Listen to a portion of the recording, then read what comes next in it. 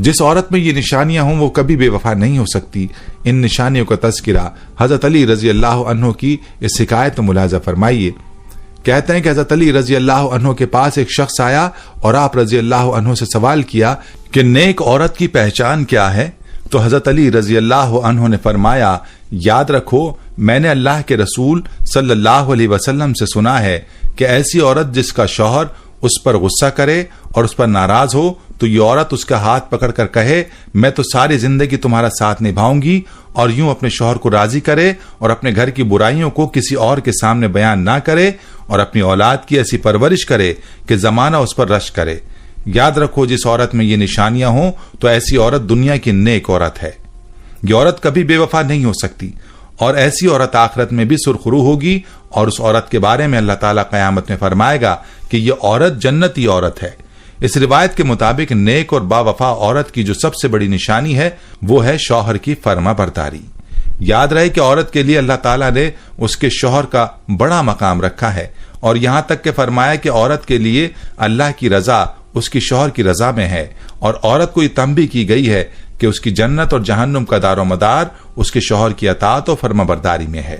اسی لیے شوہر کی فرما برداری کو نیک عورت کی پہچان کہا گیا ہے، اور ساتھ میں یہ بھی فرما دیا کہ نیک عورت اپنے گھر کی ناگوار باتیں اپنے تک محدود رکھتی ہے اور اپنی اولاد کی پرورش پر توجہ دیتی ہے۔ لیکن بڑے افسوس کی بات ہے کہ آج کی خواتین اسلامی تعلیمات سے دور ہونے کی وجہ سے اپنے شوہر کے مقام کو نہیں پہچانتی، جس کی وجہ سے وہ اپنے شوہر کی وہ قدر نہیں کر پاتی جو کرنی چاہیے۔ اور یاد رہے کہ اس کا نقصان عورت ہی کے لیے ہے، کیونکہ وہ اپنے شوہر کی عزت نہ کر کے اپنی اس زندگی کو بھی خراب کرتی ہے اور ساتھ میں ان کی آخرت بھی خراب ہوتی ہے۔ پیاری بہنوں اور میرے بھائیوں، یہ تو نشانیاں تھیں ایسی عورت کی جو بے وفا نہیں ہو سکتی۔ چلیے اب آپ کو ان عورتوں کے بارے میں بتاتے ہیں جن کے بارے میں فرمایا کہ وہ بے وفا ہوتی ہیں، اور ایسی عورتوں کو بیکار اور بری عورتوں میں شامل فرمایا گیا۔ پہلی عورت کے بارے میں فرمایا گیا کہ بے پردہ عورت کبھی بھی وفادار نہیں ہو سکتی۔ جو عورت پردہ نہیں کرتی وہ بے وفا ہوتی ہے۔ نمبر 2، بالوں کو کھلا چھوڑنے والی عورت۔ فرمایا کہ جو عورت اپنے بالوں کی نمائش کرتی ہے وہ عورت بھی بیکار اور بری عورتوں میں سے ہے۔ نمبر 3، جو عورت اپنے آپ کو بہت زیادہ عقلمند سمجھتی ہے اور اپنے خاندان کے لوگوں کو کمتر سمجھتی ہے، ایسی عورت بھی بری عورتوں میں سے ہے، اور اس سے بھی وفا کی امید نہیں رکھنی چاہیے۔ نمبر 4، وہ عورت جو اپنے شوہر کی نافرمان ہو، اس عورت کے بارے میں بھی فرمایا کہ یہ عورت بیکار اور بری عورتوں میں سے ہے اور اس سے بھی وفا کی امید نہیں ہے۔ نمبر 5، بد زبان عورت۔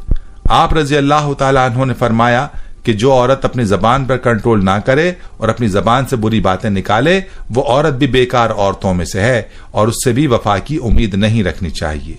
نمبر 6، زیادہ بولنے والی عورت۔ آپ رضی اللہ عنہ نے فرمایا کہ جو عورت دوسروں کو بولنے کا موقع نہیں دیتی، اپنی ہی سناتی ہے، کسی کی نہیں سنتی، یہ عورت بھی بری عورتوں میں سے ہے۔ نمبر 7، وہ عورت جو زیادہ سونے کی عادی ہو، جس کو باقی کاموں سے زیادہ اپنی نیند عزیز ہو، ایسی عورت بھی بیکار عورت ہے۔ نمبر 8، چیخ چیخ کر بولنے والی عورت، یعنی وہ عورت جو اونچا بولتی ہو، اس کی آوازیں دور تک جاتی ہوں، ایسی عورت بھی بری اور بیکار عورت ہے۔ نمبر 9، وہ عورت جو زیادہ گھومنے پھرنے کی عادی ہو، گھر میں رہنے کے بجائے بازاروں کا چکر لگانے کا شوق رکھتی ہو، ایسی عورت بھی بیکار اور بری ہے۔ نمبر 10، وہ عورت جو باریک لباس پہنتی ہو، اپنے جسم کی نمائش کرتی ہو، ایسی عورت بھی بیکار اور بری عورتوں میں شامل ہے۔ ایسی عورتوں سے بھی وفا کی امید نہیں رکھنی چاہیے۔ نمبر 11، ایسی عورت جو اپنے خاندان کی پیٹھ پیچھے برائی کرتی ہو تو یہ بھی بری اور بیکار عورت ہے۔ پیٹھ پیچھے برائی کرنے والی عورت سے بھی وفا کی امید نہیں رکھنی چاہیے۔ عورت کے ہمدرد مرد صرف 4 ہیں: باپ، بھائی، خاوند اور بیٹا۔